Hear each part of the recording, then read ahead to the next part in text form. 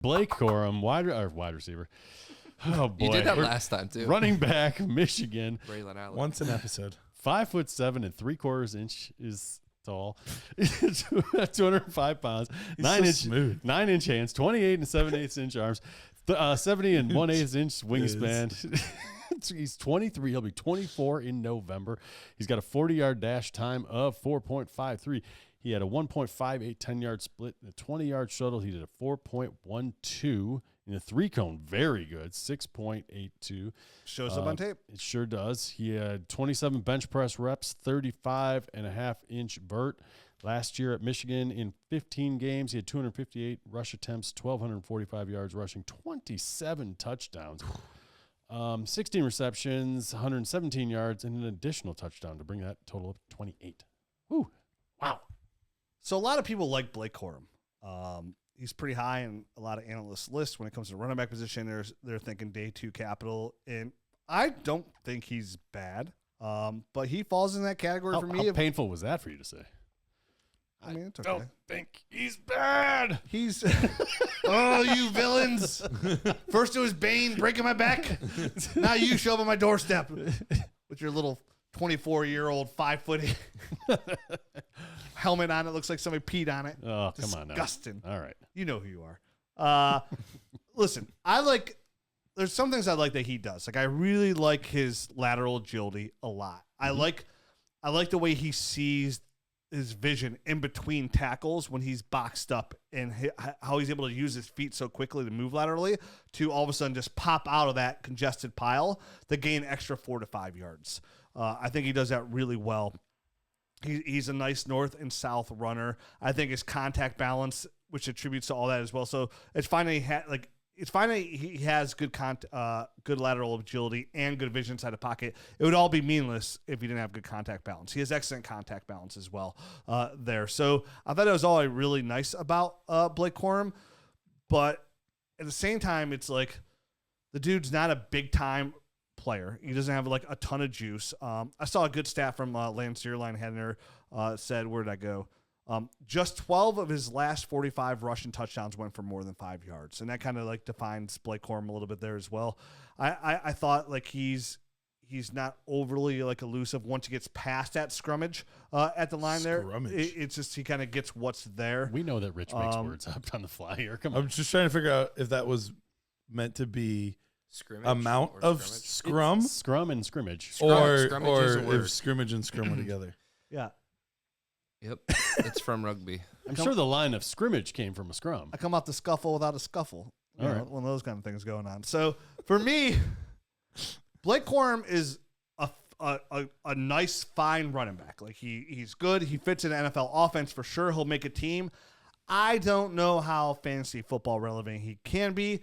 If he was made the feature back though of an offense, like he's relevant, right? Like, but Absolutely. I just don't know with his age, like how much of that running back window he has. He's a true one contract running back. So Agreed. First contract, Yep. hashtag 2 3 year window.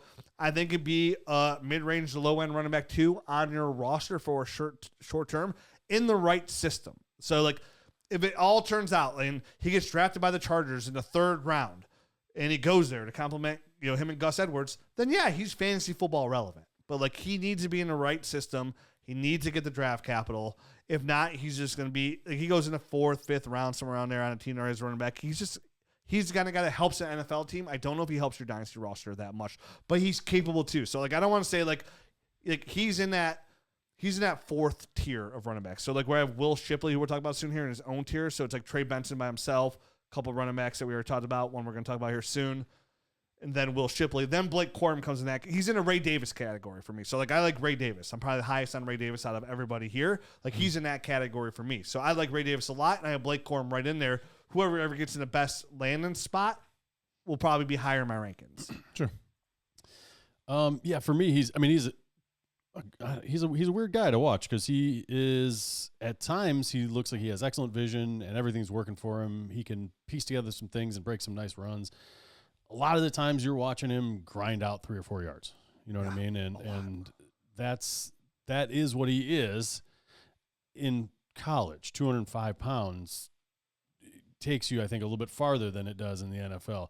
So I do have questions there. I don't question his toughness at all. I think he can do it. I'm just not sure how long he's going to hold up with the same sort of success that he had, because I think in college he was able to wear down defenses doing that, and then pop big runs that were kind of like back-breaking big runs. And I don't know that he has the speed to kind of break as many of those big runs in the NFL. So that's where I kind of have questions about him.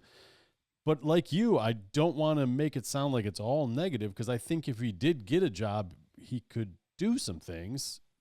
But those are some of the major questions I have about him, because he's an odd guy, because he can break big runs in college and run away from guys. So he almost, but at the same time, maybe it's not the acceleration. Maybe he's got the long speed is there, but maybe his immediate acceleration to get there isn't there for me. His vision puts him in sometimes position where he has such a wide hole. Like if you give him that lane, he'll take the big, he'll get there. Yeah. But a lot of times he's just grinding out 3-4 yards, which is useful for NFL teams. They like that sometimes, when you're trying to kill a drive and, kill a clock, he could do that kind of stuff.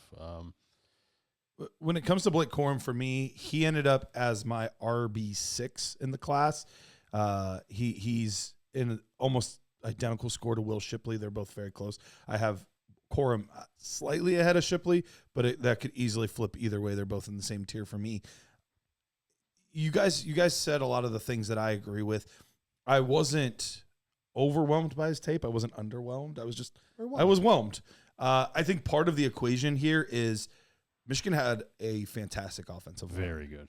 They had a very, very good offensive line. And sometimes, similarly, a terrible offensive line can make an evaluation difficult, but sometimes a really, really good offensive line can make an evaluation difficult. And I think that's kind of what happened here, where so often he was able to get ahead of steam without being touched. He was able, and he does have good vision, so I think he did a good job finding those lanes and finding those holes, but sometimes it's pretty easy when it's 6 foot wide to find that hole. It's not, you don't need an expert marksman in the vision to be able to find that kind of hole. And that was typically when he was breaking out big runs. Yep. Was when he was running through holes like that. And his tight ends did a good job of blocking downfield. Mm-hmm. His receivers did a good job of blocking downfield. Like this was a good team. This was a well-coached team that did a lot of things the right way. The national championship give it away? That was one of the things that made me realize that. But you have other little intangible things too with Blake Corum. Everyone talked about his leadership ability. That was kind of preached over and over and over again.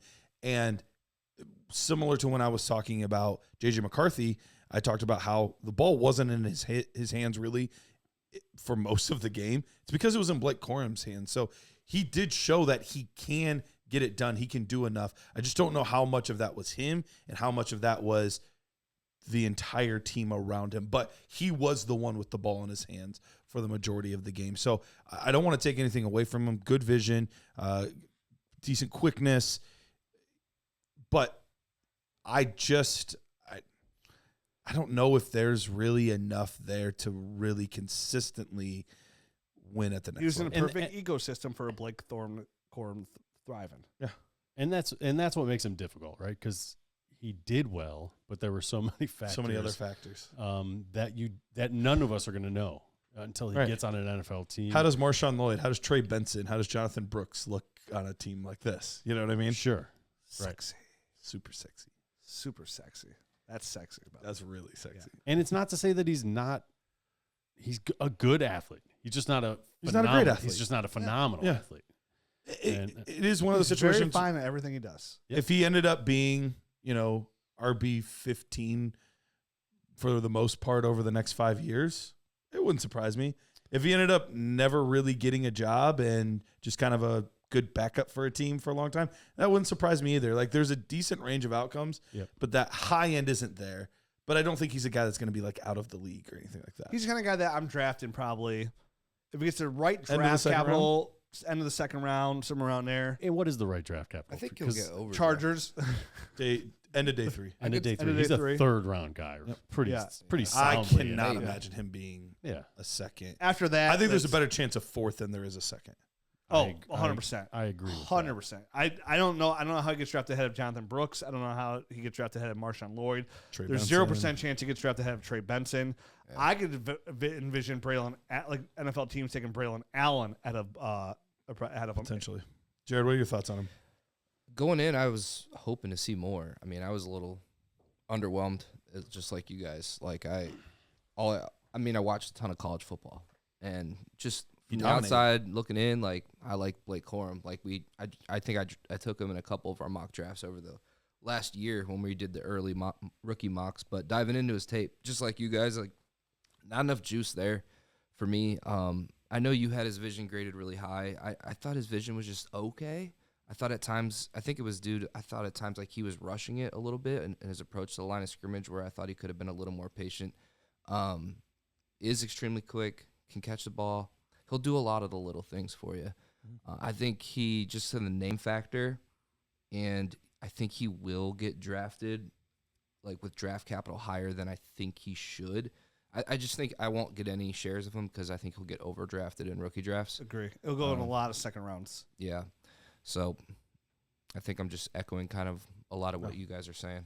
He's not bad. He's like 67 or 68 for me. We keep saying the Chargers too. Like, can he do better in what he does than Gus Edwards, who's averaged 5 yards per carry? You know, like, is that the right spot for him? Like, I don't vision that even being the right spot for him. Yeah.